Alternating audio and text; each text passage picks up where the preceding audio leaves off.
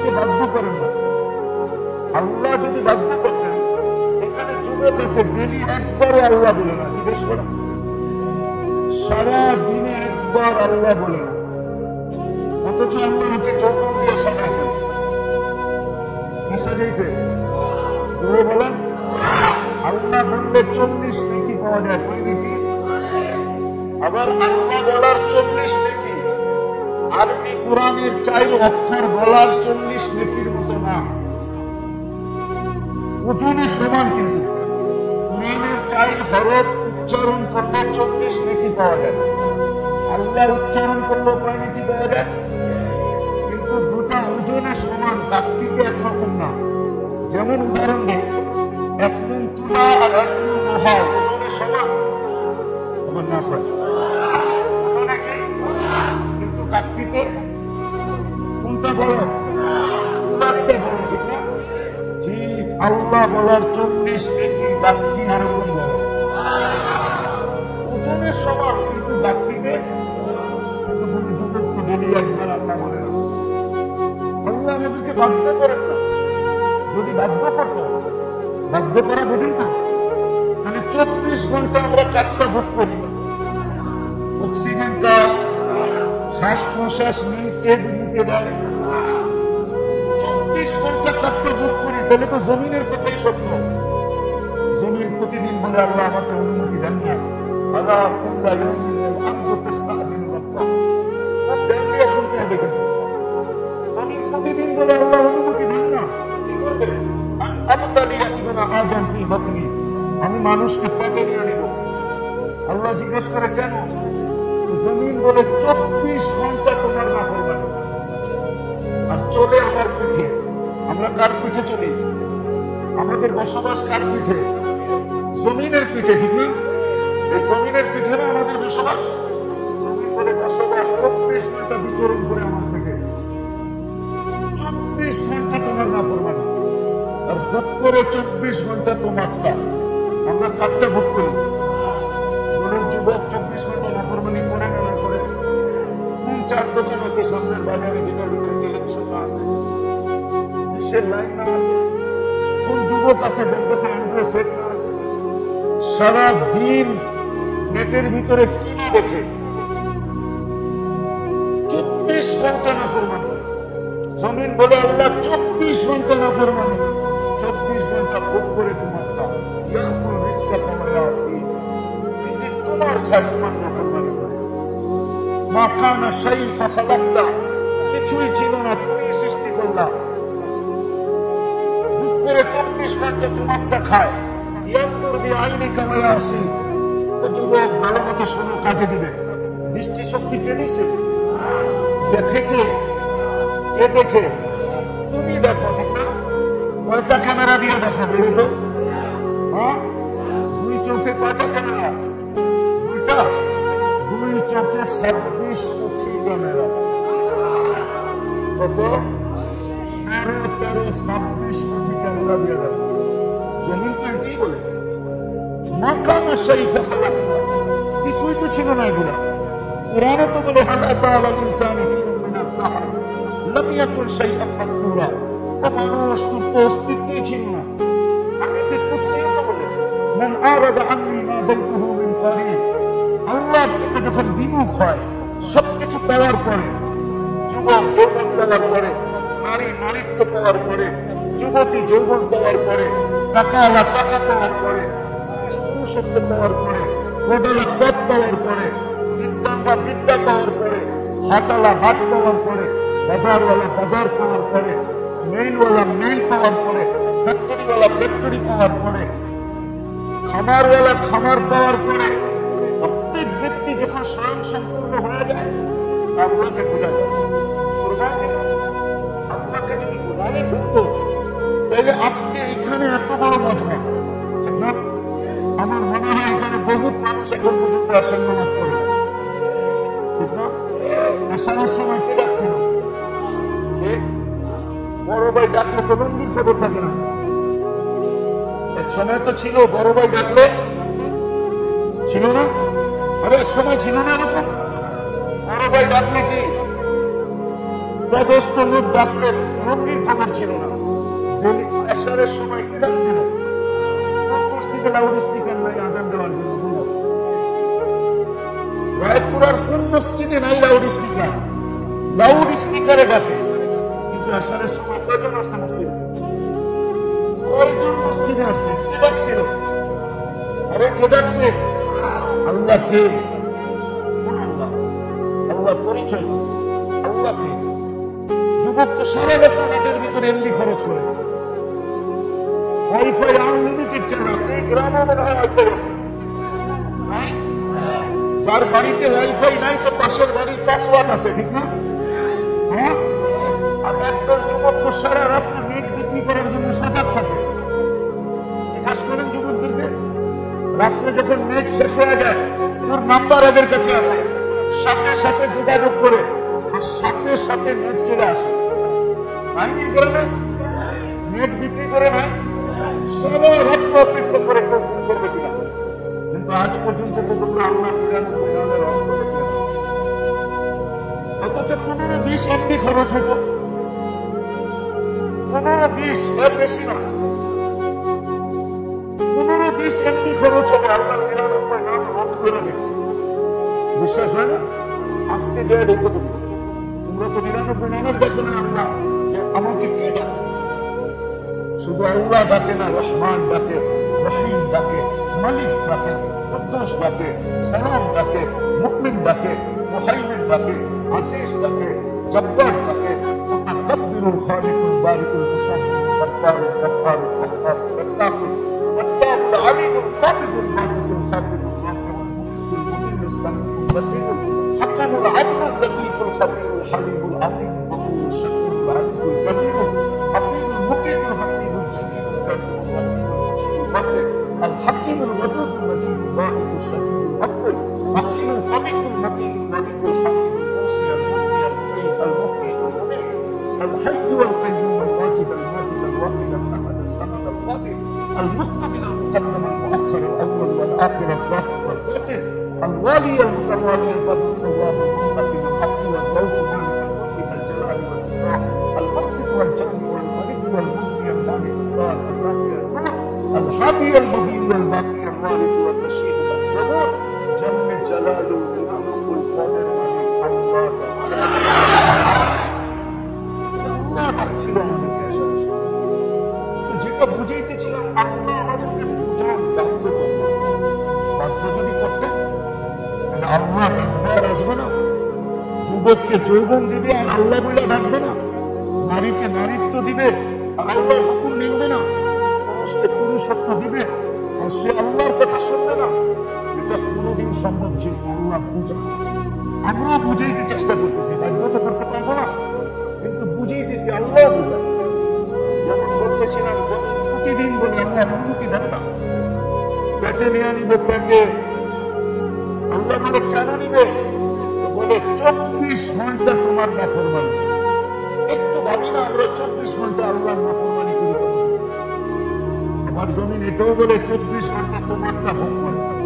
ইয়ানদুর বিআইনি কাওয়া আসে, তোমার দেওয়া চক্ষু দিয়ে রেখে তোমার নাফরমানি করে। আসমাউ বিউদুনি কাওয়া আসে, তোমার দেওয়া শ্রবণ শক্তি দিয়া শুনে আর তোমার নাফরমানি করে। ইয়াতাকাল্লাম বিলিসানি কাওয়া আসে, তোমার দেওয়া বাক শক্তি দিয়া বলে তোমার নাফরমানি করে। ইউনাইটিস বিআকলি কাওয়া আসে, তোমার দেওয়া আকল দিয়ে ভালো মন্দ বুঝে আর তোমার নাফরমানি করে।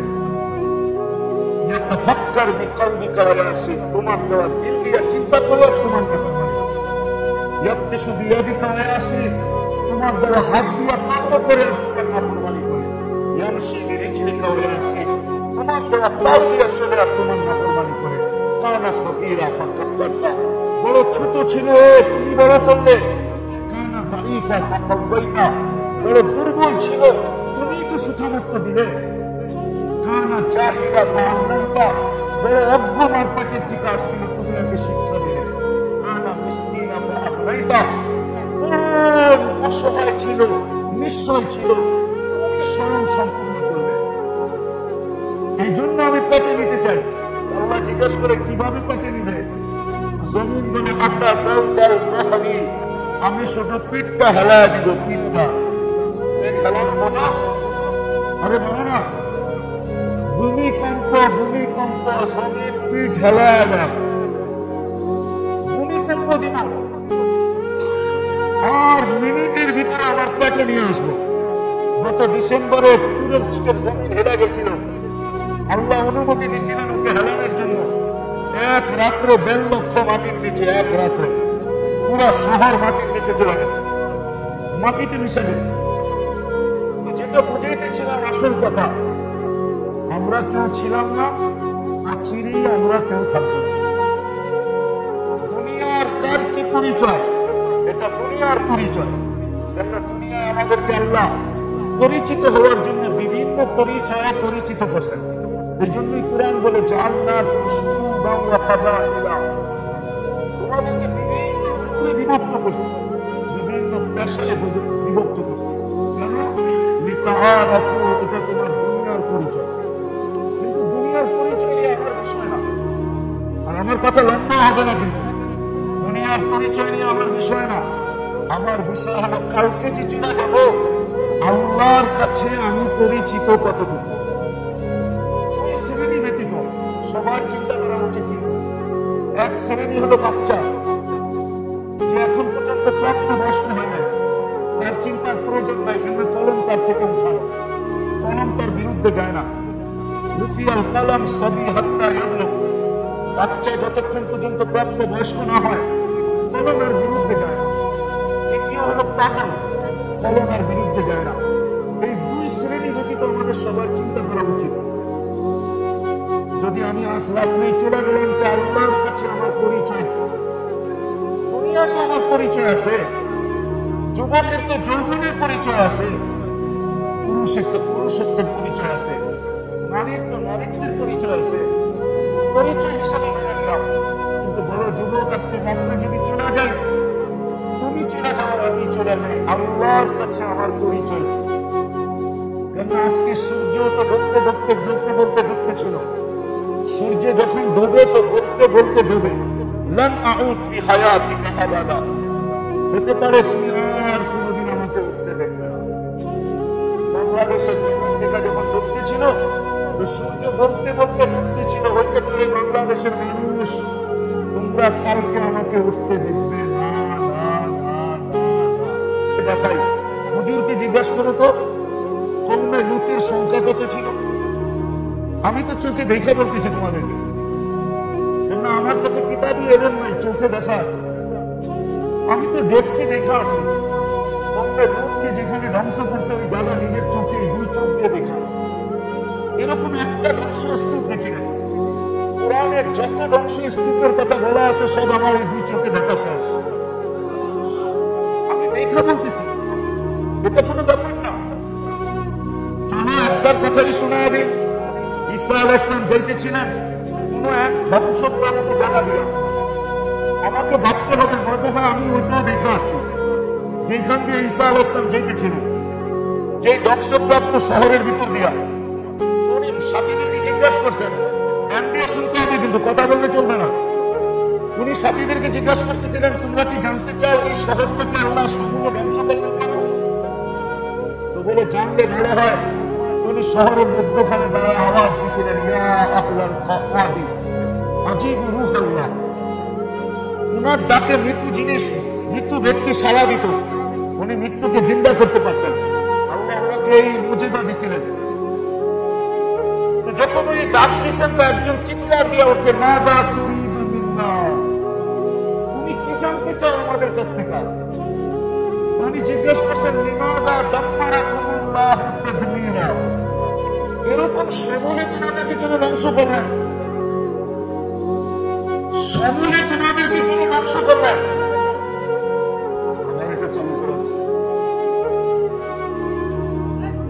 সমূলে তোমাদেরকে কেন ধ্বংস করলেন? বললেন কারণ দুইটা। কয়টা? পিছিয়ে শোনা যায়।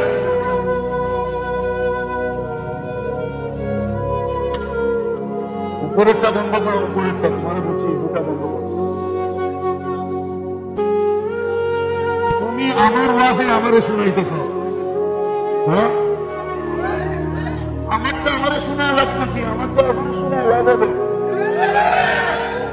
স্টেজে দুটা হবে কান বড় করে দেয়, বাকির ভিতরে কোনো মাইকের আওয়াজ নেই। এখন শোনা যায়? এখনো শোনা যায় না। আসলে মাইকের দোষ না, আমার দোষ। সেটা হল, আমি বলি তো, সেটা হলো দাদা যেদিকে তাকায় সাগর শুকায় যায়। একটা প্রবাদ বাক্য আছে, আমি বসছি তো এই জন্য মাইক ডিস্টার্ব করতেছে। আমি যদি না বসতেন তাহলে মাইক ঠিক থাকতো। একটা প্রবাদ বাক্য সত্য, অনেক সময় প্রবাদ বাক্য অনেক কাজে লাগে। একটুখানি ভুলের পরে অনেক বিপদ ঘটে। ভুল কিন্তু ছোট একটা, বিপদ অনেক বড় হয়। এরকমই প্রবাদ বাক্য, দাদা যেদিকে তাকায় সাগর শুকায়া যায়। আমি অবাধা বসছি তো এই জন্য মাইকের আওয়াজ এরকম হইতেছে। তো যেটা বুঝাইতেছিলাম, আল্লাহ করে বুঝে আসো। এতগুলো মাহুত না দিয়ে একটা যদি দিত তুমি কানে, সবগুলো যথেষ্ট হতো।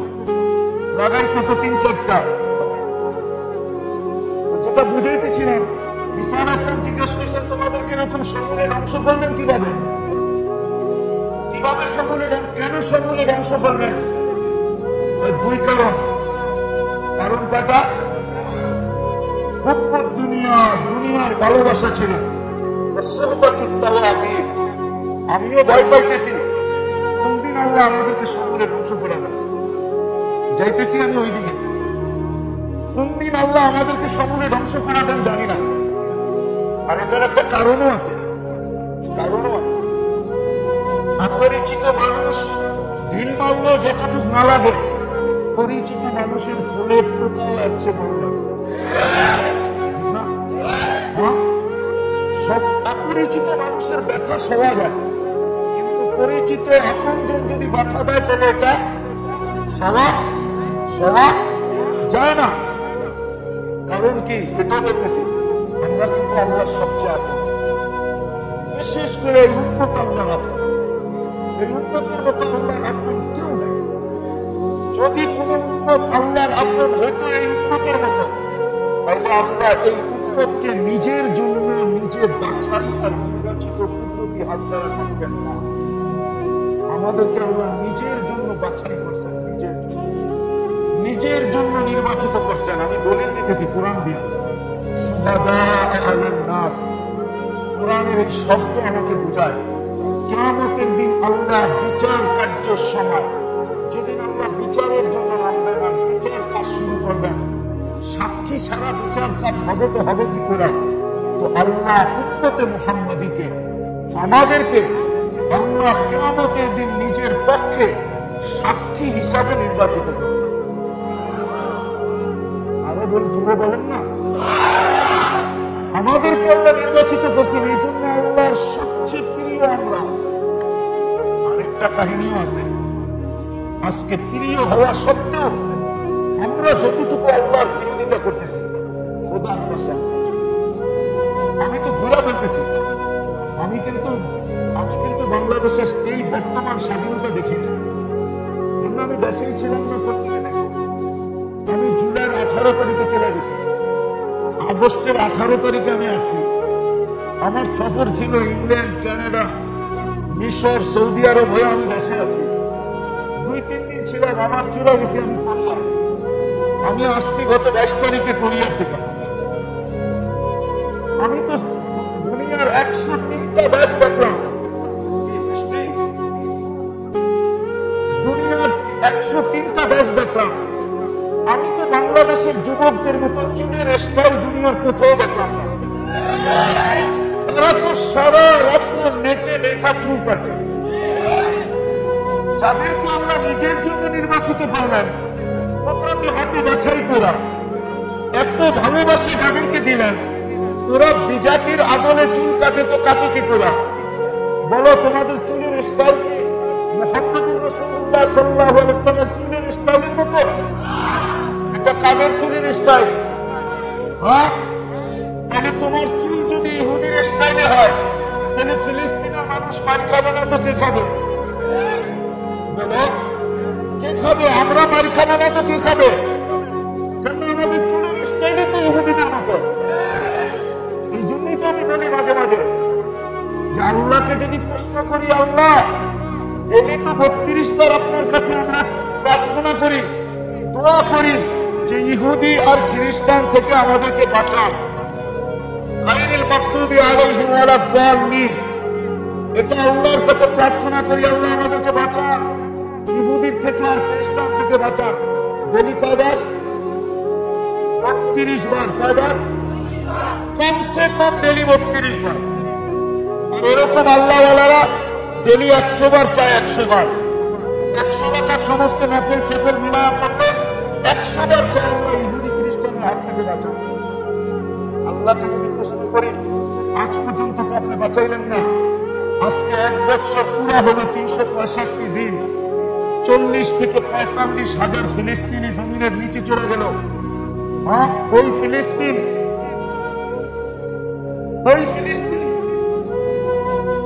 যেটা সব জায়গায় চলে আসছি, সব জায়গায় চলে আসছি, যেটা আমার কথা আসল কথা ছিল। আমাদের ভাবা উচিত, চিন্তা করা উচিত, আমাদের চিন্তা করা, ভাবা উচিত, আমাদের চিন্তা করা উচিত।